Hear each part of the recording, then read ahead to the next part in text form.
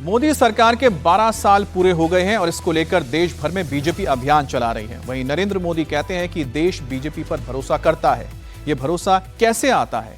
मोदी पर देश का ट्रस्ट कैसे बढ़ जाता है? मोदी और मोदी की पार्टी जब भी चुनाव जीतती है तो उसका असर कैसे होता है, यह समझने के लिए आपको आज का बंगाल देखना होगा। बंगाल के लिए मोदी ने परिवर्तन दरकार है का जो नारा दिया था, वो परिवर्तन जमीन पर कैसे हो रहा है, इस रिपोर्ट को देखकर आप सब समझ जाएंगे। बंगाल के चुनाव, बंगाल चल रहा, हर कोई बंगाल की चर्चा करता था। 22 तरफ पूरा बंगाल है। नरेंद्र मोदी जून में भी बंगाल का जिक्र कर रहे हैं। विरोधी इकोसिस्टम को क्या डायरेक्ट मैसेज दे रहे हैं? मोदी का मैसेज लाउड एंड क्लियर है, माफियाओं का द एंड नियर है। मोदी ने तय कर लिया है, बंगाल से शुरुआती रुझान आने लगे हैं। भ्रष्टाचारी कहीं भी छिपाओ, अब बचेगा नहीं। मोदी ने ठान लिया है, वसूलीबाजों को छोड़ा नहीं जाएगा। मोदी ने फैसला कर लिया है, संपत्ति पर कब्जा करने वालों को चुन चुन कर जेल की सलाखों के पीछे डाला जाएगा। जिसने भी करप्शन किया है उसकी जगह जेल में होगी। जिन्होंने बंगाल को लूटा है, जिन्होंने बंगाल को बर्बाद किया है, उनके लिए मेरा मंत्र है सबका हिसाब, और बंगाल में लूटेरों का होगा हिसाब। मोदी के जीतने का मतलब क्या होता है, ये आपको उदाहरण के साथ कुछ तस्वीरों की मदद से दिखाते हैं। मोदी जब कहते हैं कि जनता का भरोसा बीजेपी पर है, तो उसकी वजह यह तस्वीर ही है। बंगाल में एक्शन शुरू हो चुका है। क्रिमिनल से लेकर गैंगस्टर्स तक, कट मनी किंग से लेकर तोलाबाज तक, टीएमसी के गुंडों से लेकर आम लोगों पर रौब जमाने वाले नेताओं तक, सबकी धरपकड़ शुरू हो चुकी है। बंगाल में नरेंद्र मोदी के ऑपरेशन क्लीन से टीएमसी के खेमे में सनसनी मच गई है। मोदी ने 4 मई को बंगाल जीता। 9 मई को बंगाल में शुवेंदु अधिकारी ने सीएम पद की शपथ ली। 4 मई के बाद सिर्फ 33 दिन के अंदर बंगाल में ऑपरेशन ऑल आउट शुरू हो गया। कहीं टीएमसी से जुड़े गुंडों को दौड़ा दौड़ा कर धर दबोचा गया, तो कहीं टीएमसी से जुड़े बाहुबलियों ने, क्रिमिनल्स ने, भ्रष्टाचारियों ने खुद ब खुद ही पुलिस के सामने सरेंडर कर दिया। बंगाल में नई सरकार आने के बाद से लेकर अब तक भ्रष्टाचार, वसूली, राहत सामग्री का बंद, पोस्ट पोल हिंसा जैसे मामलों में 70 से ज्यादा टीएमसी नेता, काउंसलर्स और लोकल लीडर्स पुलिस की गिरफ्त में आ चुके हैं। इनमें पूर्व एमएलए से लेकर मिनिस्टर्स और पंचायत लीडर्स तक शामिल हैं। माफियाओं में मोदी की वार्निंग और ताबड़तोड़ एक्शन से खौफ का आलम कैसा है, इसे एक एक करके तस्वीरों की मदद से आपको दिखाते हैं। बंगाल के साउथ 24 परगना से जो सबसे बड़ी गिरफ्तारी हुई है, वो है टीएमसी के पूर्व विधायक शौकत मोल्ला की। टीएमसी की टॉप लीडरशिप के खासम खास शौकत मोल्ला भांगड़ ब्लास्ट का मुख्य आरोपी है। जनाब बांग्लादेश भागने की फिराक में थे, लेकिन बांग्लादेश भागने से पहले एनआईए की टीम ने शौकत मोल्ला को धर दबोचा। टीएमसी के राज में बंगाल के लोग शौकत मोल्ला से कितने त्रस्त हो चुके थे, इसका अंदाजा आप इन तस्वीरों को देखकर लगा सकते हैं। जब एनआईए की टीम इसे एनआईए के स्पेशल कोर्ट में लेकर पहुंची, तो चोर चोर के नारों से, मुर्दाबाद के स्लोगन से इसका वेलकम हुआ। इतना ही नहीं, एनआईए की टीम जब शौकत मोल्ला को मुस्लिम इलाकों से लेकर पहुंची, तो वहां भी शौकत मोल्ला के खिलाफ मात चोर की धुन पर डीजे बजाने वाले मुसलमान ही थे। आईएसएफ के ये सारे वर्कर्स अंडे के साथ रेडी थे, लेकिन गाड़ी के भीतर होने की वजह से शौकत मोल्ला अंडों की चोट से बच गया। लेकिन टीएमसी का ये गैंगस्टर अब पुलिस के हत्थे चढ़ गया है। अब शौकत मोल्ला के बाद बाकियों का भी नंबर आने वाला है। शौकत मोल्ला जैसे एंटी सोशल, जिनको ममता बनर्जी ने नेता बनाया है, उनकी करतूत हम देख रहे हैं। उनके इलाके में हम रहते हैं, बम बंदूक साल भर चलता है, लोगों को शांति से जीने नहीं देते हैं। पंचायत चुनाव में लोगों को नॉमिनेशन करने नहीं दिया है। और जो नड्डा जी आए थे हमारे डायमंड जा रहे थे, 2000 लोगों के लिए रास्ता ऊपर खड़ा होकर वही अटैक कराया था। माइक से ललकार कर 2000 लोगों ने अटैक किया था। ईंटा पत्थर, बुलेट प्रूफ गाड़ी था, इसलिए कुछ नहीं हुआ, नहीं तो कुछ भी हो सकता था। ऐसे लोग, इनको तो जेल में रहना चाहिए और कड़ी से कड़ी सजा होना चाहिए। शौकत मोल्ला वो 15 सालों टीएमसी जमानत के बाद बीजेपी कर्मी कार्यकर्ता जो बार-बारी लूटपाट किया, उन लोगों को शारीरिक अत्याचार किया, कुदाले बाट लोहा रॉड लेकर के टीएमसी गुंडा बाहिनी और शौकत मोल्ला टीम मेरा बीजेपी कार्यकर्ता ने मर्डर किया। हम लोग आज आए यहाँ पे शौकत मोल्ला को वो देशोद्रोही शौकत मोल्ला को फांसी हम बताएंगे वो फांसी चाहिए, ज्यादा से ज्यादा थोड़ा सजा होना चाहिए। ऐसे कई शौकत मोल्ला का हिसाब होना शुरू हो गया है। कुछ और सैंपल्स आपको दिखाते हैं। हुगली के जंगीपुरा में एक local TMC leader Ramesh Patra को राजनीतिक प्रभाव का इस्तेमाल करके फ्रॉड करने के आरोप में धर दबोचा गया है। अब इनसे मिलिए, ये टीएमसी से जुड़े शाहिदुल मियां हैं। इन पर आरोप है कि इन्होंने घर बनाने की मदद पाने वाले लोगों से 5,000 रुपए से लेकर 20,000 रुपए तक कट मनी वसूला। लेकिन जब बंगाल में सरकार बदली, माथा भांगा के गुस्साए लोगों ने जवाब मांगा तो टीएमसी के शाहिदुल मियां डर के मारे अपने बिस्तर के नीचे दुबक गए, लेकिन बच नहीं सके, पकड़े गए।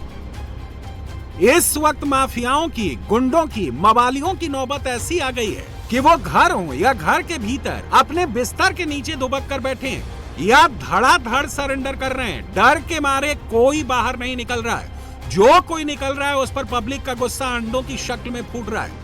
दे अंडे, दनादन अंडे फेंक फेंक कर बंगाल की पब्लिक टीएमसी से जुड़े ऐसे तमाम तोलेबाजों को सबक सिखा रही है और इसका साइड इफेक्ट ऐसा है कि सुनेंगे तो दंग रह जाएंगे। माथा भांगा टाउन की वार्ड नंबर 8 की पार्षद काकली घोष पर आरोप लगा था कि उन्होंने रेजिडेंट से लाखों रुपए कट मनी के नाम पर वसूले थे। अब सरकार बदलते ही वो सबके पैसे लौटाने लगी हैं। शुक्रवार रात 4 लोगों को 1 लाख रुपए वापस भी किए और ये सिर्फ पहली किश्त है। इन्हें अभी बाकी रकम भी लौटानी है। जल्दी लोगों के पैसे रिटर्न करो वाला ये सीन बंगाल के कोने कोने में दिख रहा है। कूच बिहार में 80 से 85 लाख रुपए 5 साल में वसूले गए थे, अब वो भी लौटाए जा रहे हैं। आवास योजना, राहत फंड, पंचायत काम के नाम पर 5,000 से 25,000 रुपए तक प्रति व्यक्ति जो कट मनी ली गई थी, वो भी अब रिफंड किया जा रहा है। एक्शन का दायरा सिर्फ तोलाबाजों तक सीमित नहीं है, अपराधियों के खिलाफ भी फटाफट एक्शन शुरू हो चुका है। कुमार खाली, बसंती और संदेश खाली जैसे इलाकों में कई जगहों पर बड़े पैमाने पर छापेमारी के बाद पुलिस ने भारी मात्रा में अवैध हथियार और गोला बारूद जब्त किए हैं, जिन्हें शांति भंग करने के लिए छिपा कर रखा गया था, वो भी एक तालाब के अंदर। मोदी के खिलाफ साजिश रचने वाले एक माफिया की दुकान बंद होने लगी है। जितने भी पार्टी के लोग हैं, मैक्सिमम लोग देखिए कि अंडा ये वो, कभी ये अरेस्ट वो अरेस्ट, ये गंदगी अब उभर के सामने आ रहा है और भी आएगा। तो इसलिए ये पार्टी में रहना हम लोग को बहुत पेशी में लग रहा था। ये पार्टी सिर्फ नाम का माइनॉरिटी, काम कुछ भी आप नहीं कर सकते हैं। इसमें सिर्फ वो आदमी कर सकता है जो कट मनी ले और ऊपर पहुंचाए। तो मैं आने के बाद ये सिद्धांत लिया हूँ कि मैं पार्टी से रिजाइन देना मुनासिब समझता हूँ। कट मनी यहाँ पर आप नीचे से लेके ऊपर तक कट मनी, नीचे वाला को बोलो तो अपने ऊपर में हमको देना पड़ेगा। अभिषेक बनर्जी पूरा उनका टीम, आईपैक सब अभिषेक बनर्जी, जितना भी नीचे में कैडर है सब अभिषेक बनर्जी का। वो पूरा पैसा रुपया कट मनी वहाँ पहुँच रहा था और ये इसी वजह से लोग अंदर से बहुत ज़्यादा आज ये जो भी पार्टी खत्म हो रहा है सिर्फ एक ही आदमी की वजह से, अभिषेक बनर्जी की वजह से। उसका डिक्टेटरशिप, उसका इतना ज़्यादा जुल्म हम लोगों ऊपर भी आज 12 साल 13 साल पहले फॉल केस दिया गया, पूरा खत्म कर दिया बंगाल को, पूरा टीएमसी को आईपैक और अभिषेक मिल के खत्म किया। रही बात मोदी के सियासी दुश्मनों की, तो देख लीजिए ये वही ममता बनर्जी हैं जो सीएम रहते हुए जब काली घाट मंदिर जाया करती थी तो पूरे मंदिर को किले में तब्दील कर दिया जाता था। आज उन्हीं ममता बनर्जी को मंदिर की सीढ़ियों पर चढ़ने के लिए भी इंतजार करना पड़ रहा है, दर्शन के लिए भी आम लोगों की तरह इंतजार करना पड़ रहा है। और इन सबके बीच दीदी और भाईपो दोनों पूरी तरह से अलग थलग पड़ चुके हैं। दीदी ने कुछ घंटों पहले मीटिंग बुलाई तो सिर्फ 8 विधायक और 6 सांसद मीटिंग में पहुंचे। बगावत ऐसी कि खुद टीएमसी के दूसरे गुट से जुड़े नेता कहने लगे हैं कि जिस रफ्तार से दीदी का कुनबा खट रहा है, कहीं वो देश की सियासत से गायब ही ना हो जाए। देखिए 60 से ज्यादा विधायक हम लोग के पास है। 31 तारीख को जब मीटिंग बुलाए थे तब सिर्फ 20 एमएलएस गए थे, अब सिर्फ 8 एमएलएस गए हैं। 31 और 5, एक हफ्ता भी नहीं, उसी में 20 से घट के 8 हो गया है। तो आप खुद ही समझ पा रहे हैं कि कौन से तरफ आने वाला समय जा रहा है और आने वाले समय में क्या होने वाला है और क्या परिस्थिति खड़ा होगा, ये तो साफ जाहिर है। हम लोगों ने अपना प्रिंसिपल ऑपोजिशन लेजिस्लेटिव असेंबली के अंदर क्लेम किए थे, 2/3 मेजोरिटी से भी ज्यादा विधायकों के सिग्नेचर लेके जो स्वीकृति हम लोग को मिल चुका है, तो हम लोग ही प्रिंसिपल ऑपोजिशन के तौर पे उधर फंक्शन करेंगे, इस पे तो दो राह नहीं है और उनके संख्या घटते रहेंगे। टीएमसी का बागी गुट अभिषेक बनर्जी के खिलाफ हो गया है। अभिषेक अचानक कोलकाता छोड़कर दिल्ली निकल लिए और इस बीच अब अभिषेक की सांसदी पर भी खतरा मंडराने लगा है। खबर फैलने लगी है कि क्या काकोली घोष दस्तिका अभिषेक बनर्जी की जगह लोकसभा में पार्टी की लीडर बन जाएंगे। ऋतव्रत बनर्जी गुट टीएमसी के नंबर 2 यानी अभिषेक बनर्जी को लोकसभा में पार्टी के लीडर पद से हटाने की कोशिश कर रहा है। रिपोर्ट्स के मुताबिक ऋतव्रत गुट काकोली घोष दस्तिकार को अभिषेक बनर्जी की जगह लोकसभा लीडर बनाने का फैसला कर चुका है। शुक्रवार रात तक काकोली के समर्थन में 10 से ज्यादा सांसदों के हस्ताक्षर जमा भी हो चुके हैं। 7 जून यानी रविवार को करीब 20 टीएमसी लोकसभा सांसदों की बैठक हो सकती है। अटकलें हैं कि 8 जून को जब इंडी अलायंस की बैठक दिल्ली में हो रही होगी, उसी दिन लोकसभा स्पीकर ओम बिरला को एक चिट्ठी सौंप दी जाएगी जिसमें काकोली घोष दस्तिकार को नई लीडर बनाने का प्रस्ताव होगा। इस खबर की टाइमिंग इसलिए भी नोट करने वाली है क्योंकि कुछ घंटों पहले ही काकोली घोष ने एक्स पर पोस्ट करके कहा है कि 2026 में ममता बनर्जी को मिली हार की वजह उनकी खराब नीतियां और सरकार का फेल्योर था।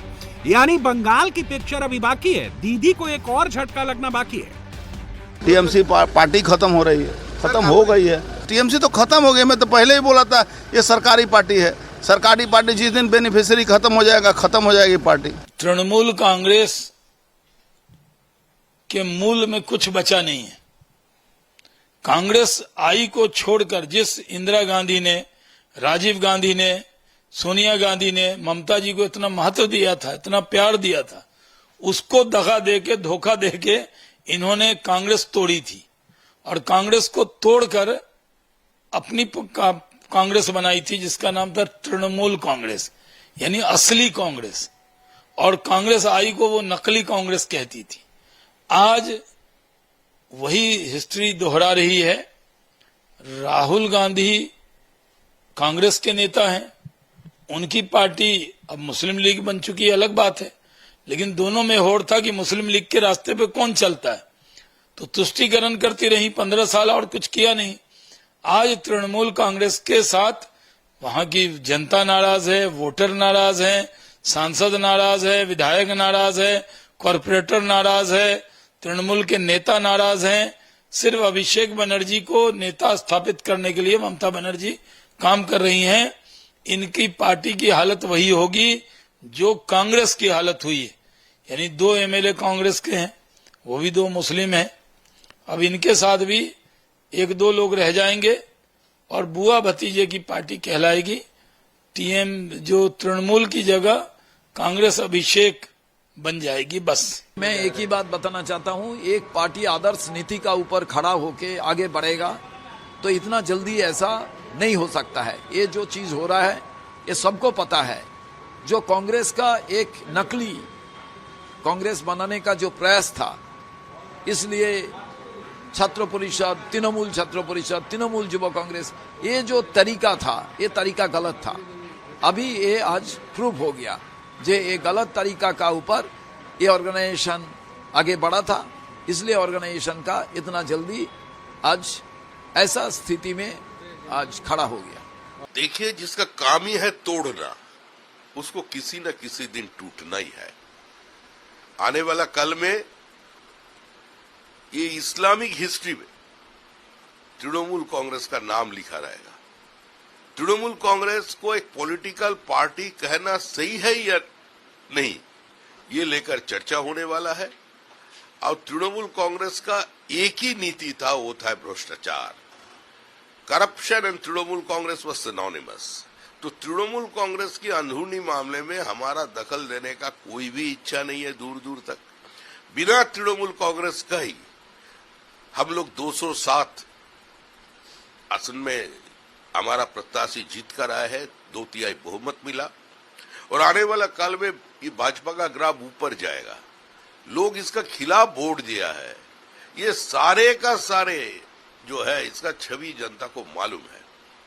तो इसलिए तृणमूल का रसोई में क्या पकड़ा है, उसमें तीखा है या नमकीन है, ये हम लोगों का क्या लेना देना है। हाँ, हम लोग तो देख रहे हैं, एक साइलेंट स्पेक्टेटर का माफी।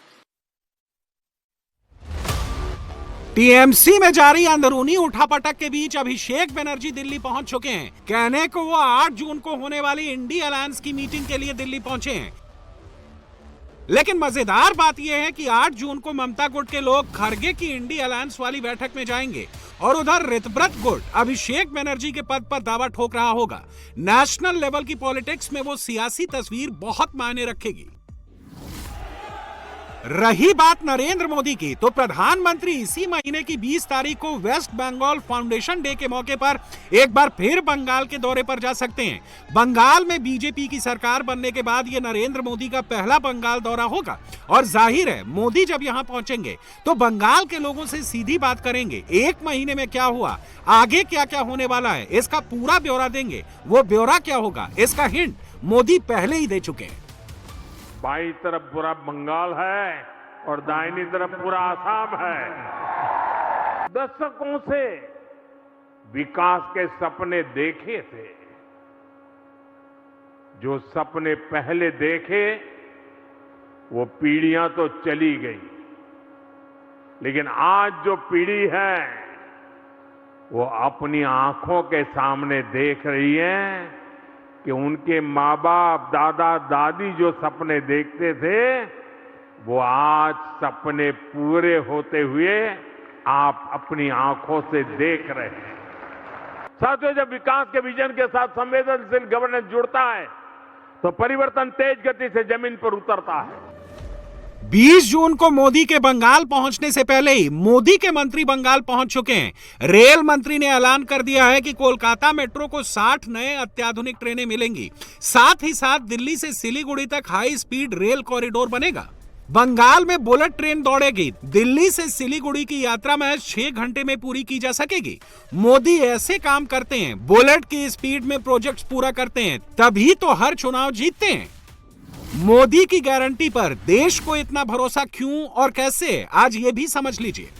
जिस वक्त प्रधानमंत्री के दुश्मन मोदी की कुर्सी छीनने के लिए तरह तरह के हथकंडे आजमा रहे थे, कॉकरोच कॉकरोच चिल्ला रहे थे, उस वक्त मोदी देश भी संभाल रहे हैं और आगे का भी प्लान बना रहे हैं।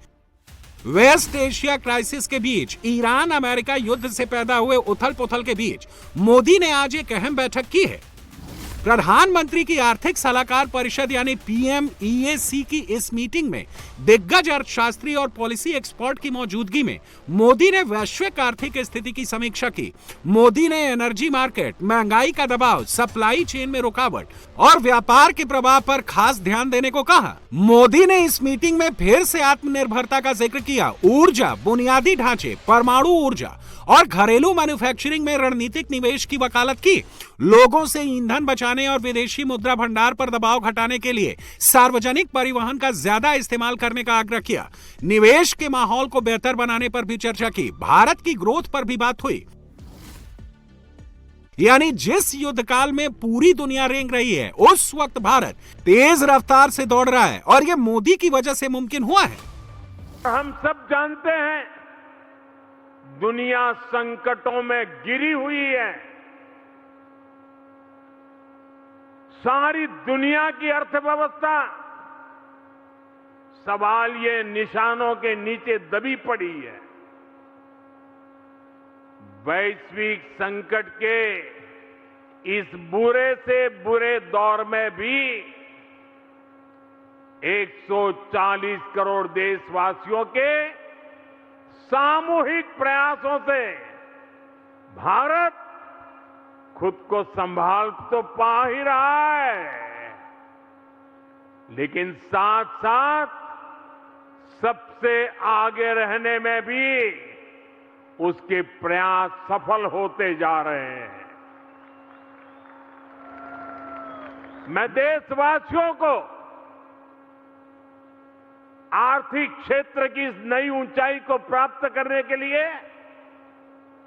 बहुत बहुत बधाई देता हूं और मैं देश को फिर आश्वस्त करता हूं कि देश दुनिया भर में चल रहे इन संकटों का सामना करते हुए रिफॉर्म, परफॉर्म और ट्रांसफॉर्म के रास्ते पर ऐसे ही दृढ़ संकल्प के साथ तेज गति से आगे बढ़ता ही रहेगा, ये मेरी देशवासियों को गारंटी है। नरेंद्र मोदी जो गारंटी दे रहे हैं उसमें से एक गारंटी बस कुछ ही घंटों पहले पूरी हुई है। युद्ध काल में भी भारत की अर्थव्यवस्था ने एक बार फिर से रफ्तार दिखाई है। फाइनेंशियल ईयर 2025-26 में देश की रियल जीडीपी ग्रोथ रेट 7.7% रही है, जो दुनिया के किसी भी देश के मुकाबले सबसे ज्यादा है। आज आपके बीच आया हूं तो एक सुखद खबर आई है। मैं तो आज सुबह दिल्ली से निकल चुका था, लेकिन अभी जो आंकड़े सामने आए हैं, जो खबर आई है, वो सचमुच में प्रसन्नता करने वाली है और मैं भी चाहता हूं ये खुशी आपके साथ भी बांटूं। आज जो आंकड़े आए हैं, उन आंकड़ों से साफ है कि भारत की अर्थव्यवस्था की नींव कितनी मजबूत है।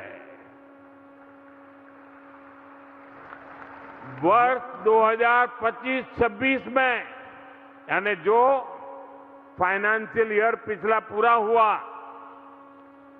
वर्ष 2025-26 में भारत ने 7.7% की ग्रोथ रेट हासिल की है। 7.7 और पिछला क्वार्टर जो 31 मार्च को खत्म हुआ, उसमें भी भारत की ग्रोथ 7.8% रही है। 7.8 और ये दुनिया में तेज गति से आगे बढ़ने वाली बड़ी इकोनॉमी है। हर भारतीय को गर्व हो, ये है उसकी गति। यानी नरेंद्र मोदी के जो सियासी दुश्मन भारत की अर्थव्यवस्था को डेड इकोनॉमी बता रहे थे, जो राहुल गांधी, जो इंडिया अलायंस के दूसरे नेता देश में आर्थिक तूफान आने वाला है कि मनोहर कहानियां सुना रहे थे, आज उनकी जुबान पर ताला लग गया है। मोदी के नेतृत्व में हिंदुस्तान ने पूरी दुनिया में अपने नाम का डंका बजा दिया है। मोदी का सुशासन एक बार फिर से रंग लाया है।